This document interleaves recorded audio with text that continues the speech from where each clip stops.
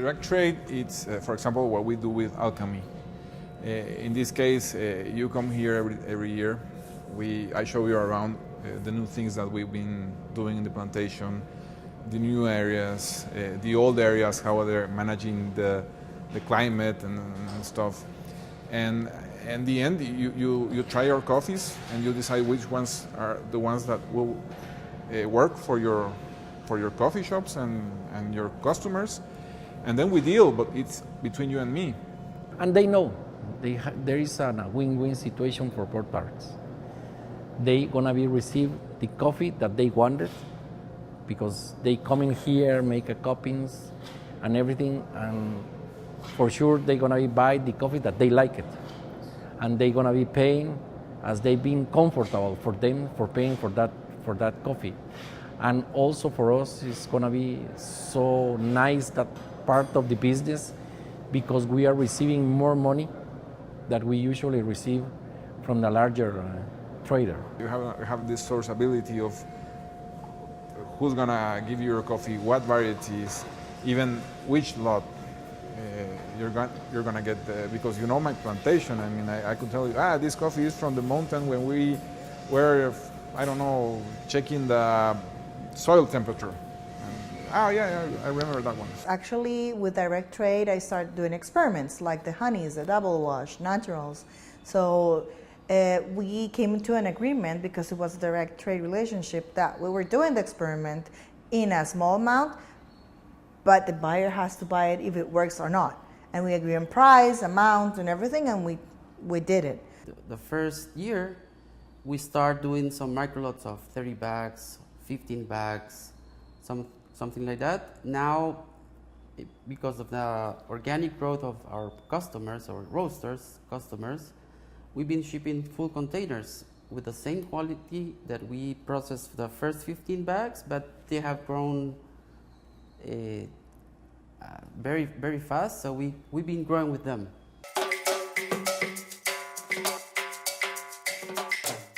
The sea market doesn't really values coffee in terms of demand and amounts of coffee in the market.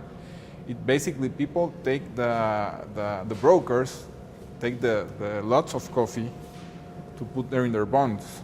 So that's where the price comes from. It's not actually supply and demand. If we keep up like this, for example, Guatemala is producing half the coffee of what it produced, I don't know, 20 years ago. And that decrease, it's been going on for the last years. So there will be, I hope not, but there's going to be a shortage of specialty coffees in the near future. And that's where we will finally be able to go away from the sea market prices. Sea market is mostly like those coffee that you sell, that it's in the stock market, is especially done for the coffee. So they don't trade in quality too much as on price.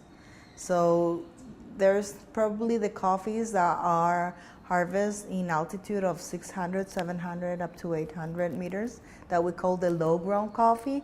That's probably the coffee that goes there. And also coffees that the size of the coffee in the direct trade relationship, you could say they want a certain screen with a certain amount of defects or no defects.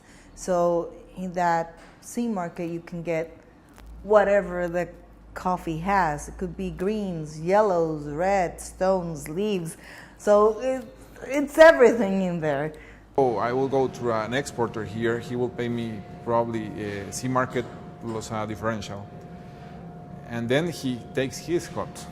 And then he sells it to someone in England, and they import it in England, and they take their cut. And then if you're lucky, you go directly to the importer.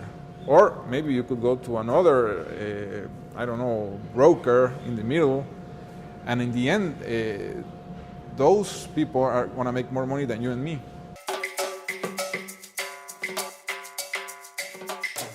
Fair trade is you have a premium for the coffee, but not for the quality. And with a specialty coffee or direct trade, It's all about quality. It's all about a good relationship.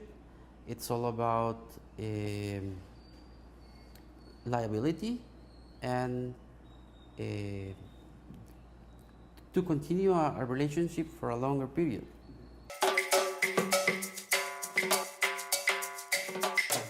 But it's very hard, for example, for you to go and meet a small producer that has 20 bags a year in Huehuetenango Mountains. Yeah. So that's something that we're trying to reduce that bridge. For sure, in the next 5 years, it's going to be not just for the climate change, also for the prices that we receive, at least 20% less of coffee in the world, just for the climate change.